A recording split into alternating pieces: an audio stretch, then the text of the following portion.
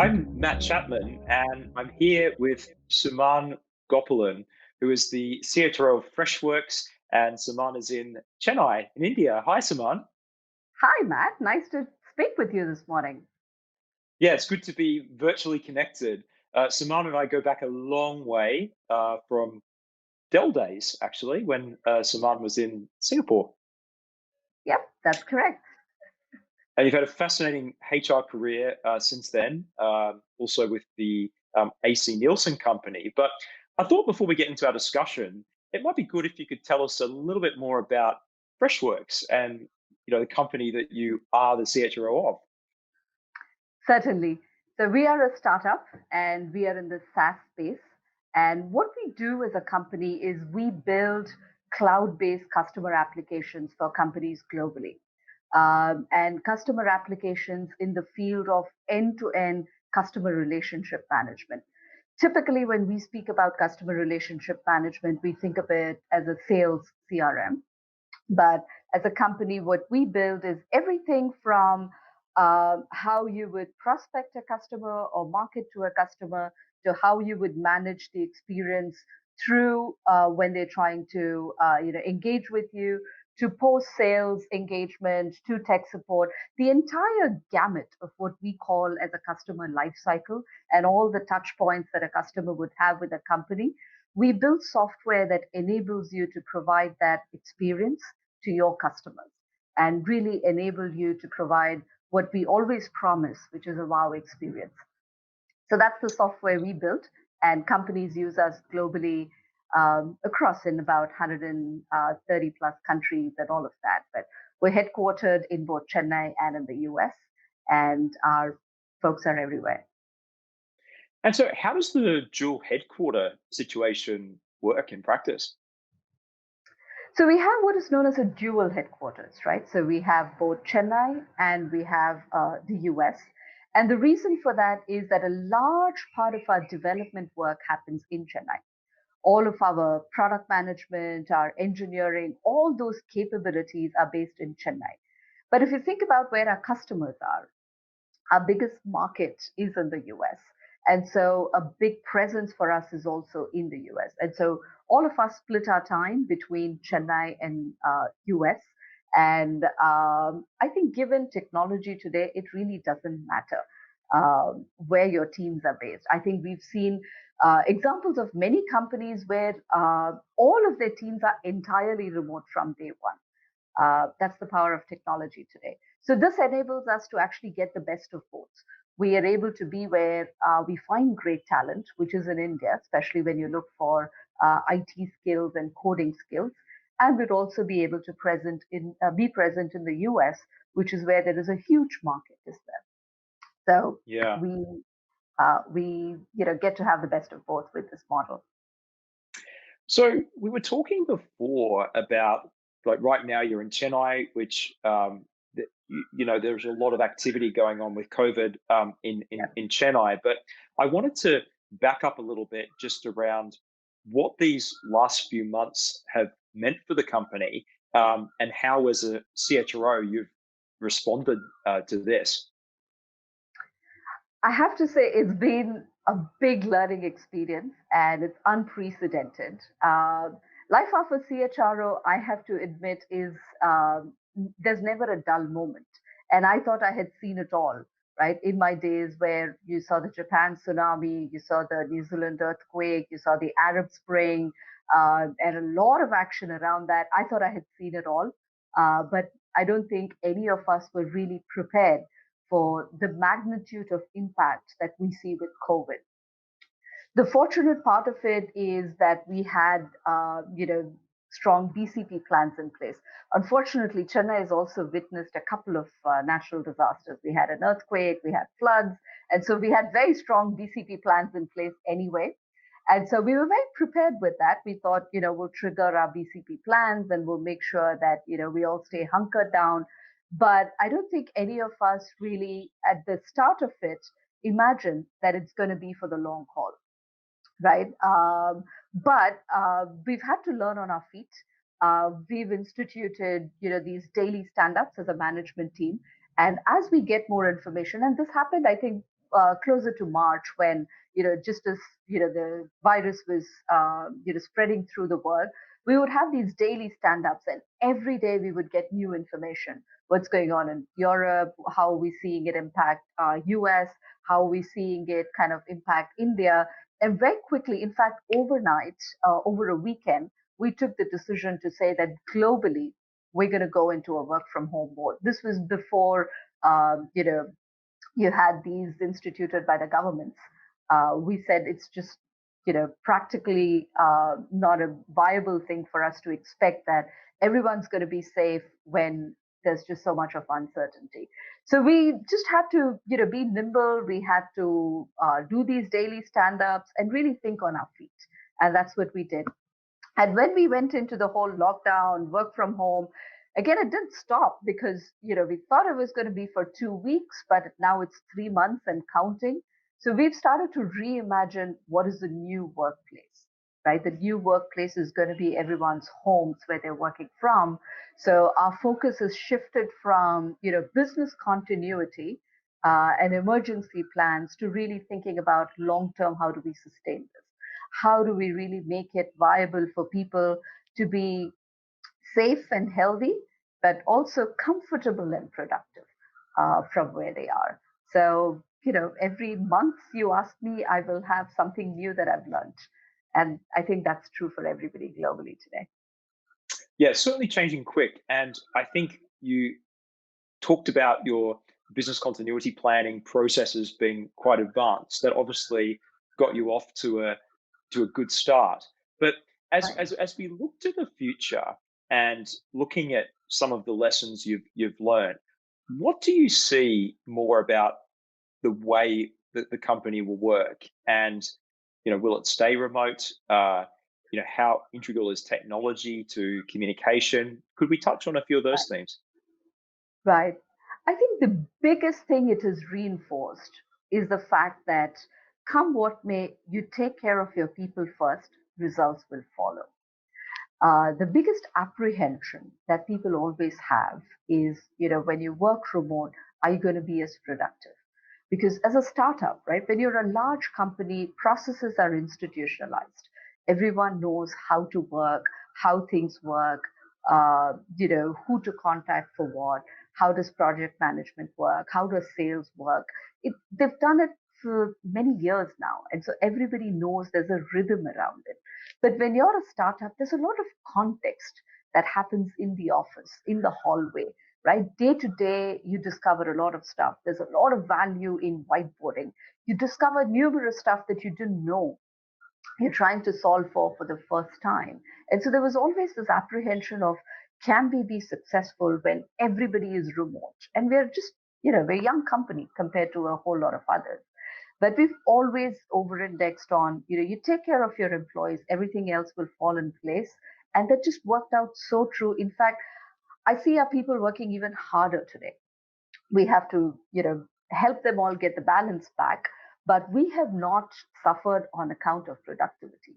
We have not suffered on account of people not being available or willing to collaborate. And so that first principle, I think, has just been reinforced very loudly during this crisis.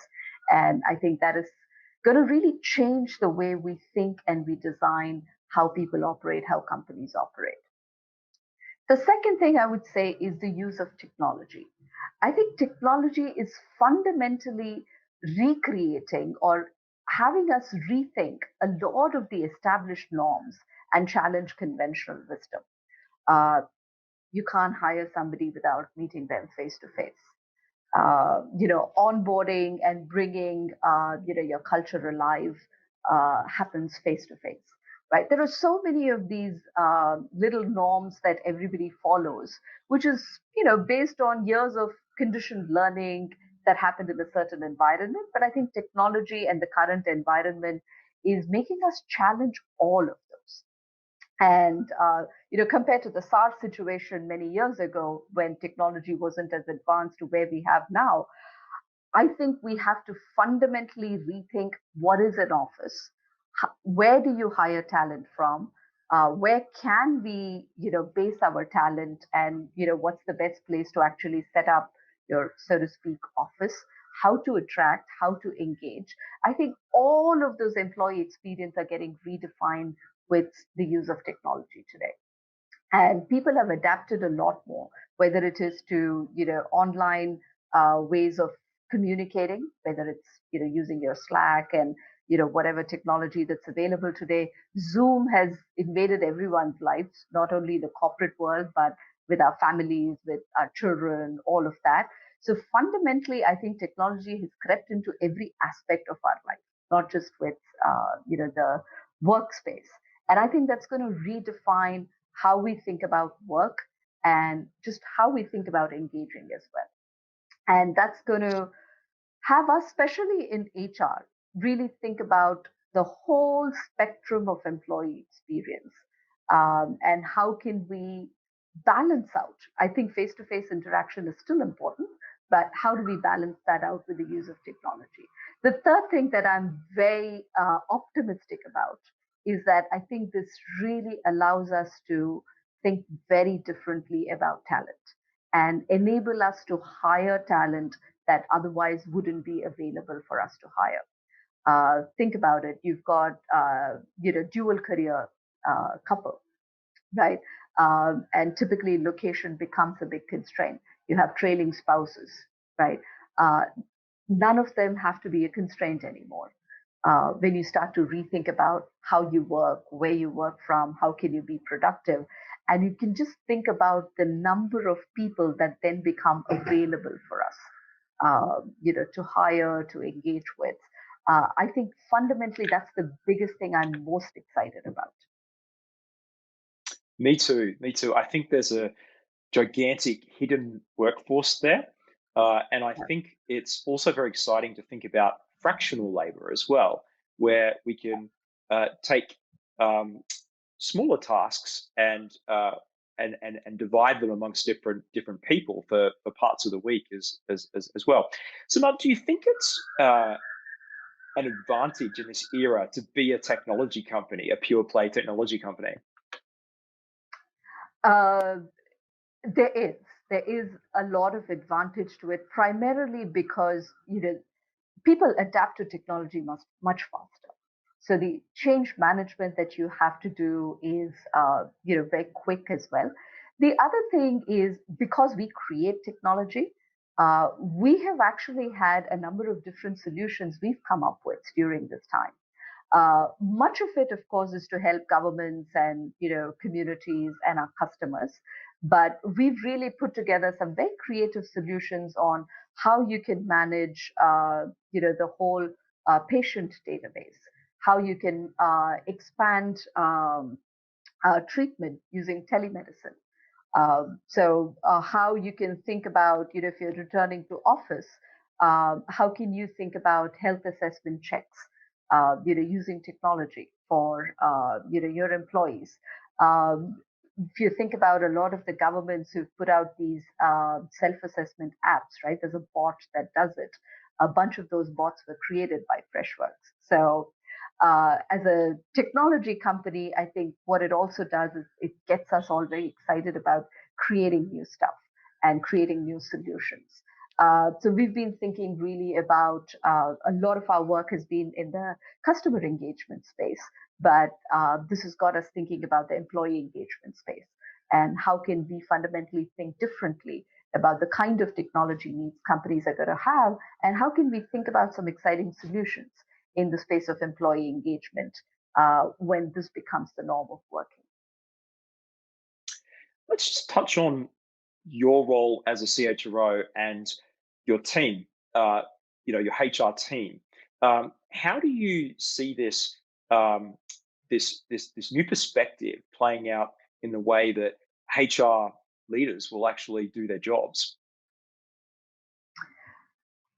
A couple of things. I think it has fundamentally required HR leaders across the globe to step up, because I think employees globally are looking to us naturally, for leadership at this time to really provide context to what's going on, to really provide clarity in terms of how to think about, what's going on, not only in the outside world, but how to think about what's going on in the company.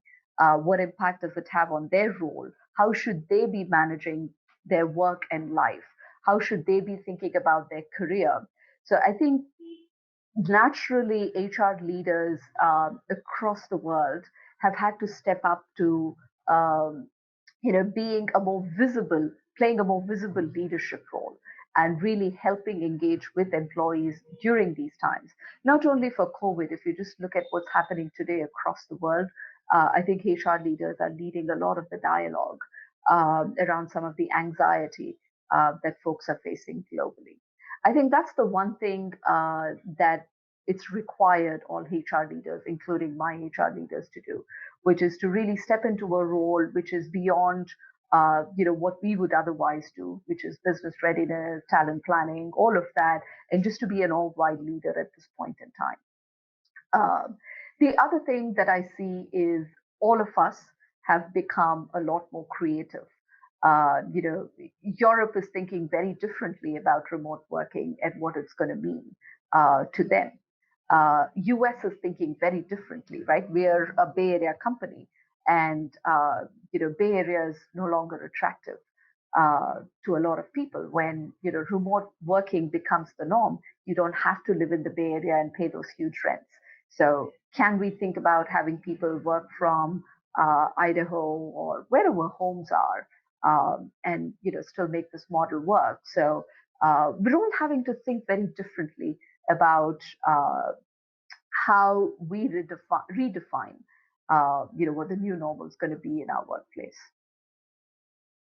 And finally, just yourself and what new strategies or adjustments you've had to make at this time, and how this looks to the future. And I think you could ask me the same question, and I'd be able to give some insights as well. But yeah, tell me what's on your mind about just observing yourself. Personally, I'd like to look at the positive in every situation, right? And so while this pandemic is, you know, it's really causing a lot of pain around the world. If you really think about it, to a lot of us, this is also an opportunity to spend time with family. I don't think I've had the opportunity to spend so much of time with my family. And so I'm trying to look at it differently and see how I can use this time in a manner that I stay productive both at home and at work.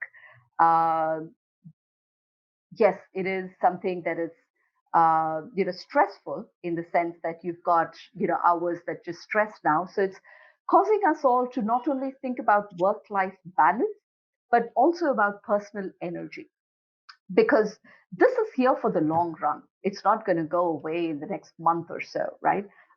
Truthfully speaking, I think we're all going to be in some form of work from home at least till end of the year, if not more.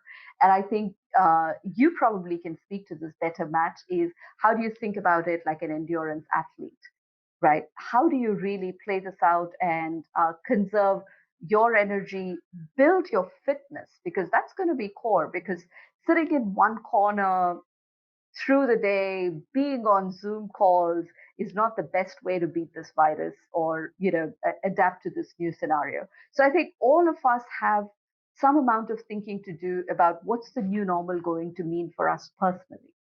And we've tried to do a few things, and I've tried to do a few things to make sure that I strike the balance as well between having time for myself and my wellness, between having time for my family, which is really great, and making sure that I'm available for my team across the world, right? And being able to spend time with teams, whether it's in the US time zone or Asia time zone or anywhere else. So it's required some thinking to really think about the way to balance it.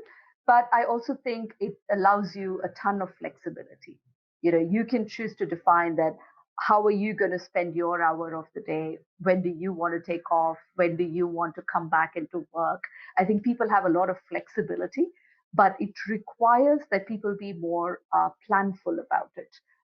Otherwise, it's going to lead to a burnout, which is what I'm seeing a lot of young folks face as well. The other thing I would say is for folks who are not staying with family and who are staying alone, um, fundamentally, we're all social beings and we require social interaction. And so we all have to be very mindful and conscious about how we build those interactions in, even if it's via technology. That's the one thing I've encouraged my teams to do. And I know a lot of companies out there are being very creative about.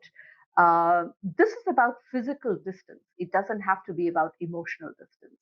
I think the social distance is slightly misunderstood term over here in that sense. But I don't think we should let physical distance come in the way of being emotionally connected with our teams and with our folks. We just have to find newer ways of doing it.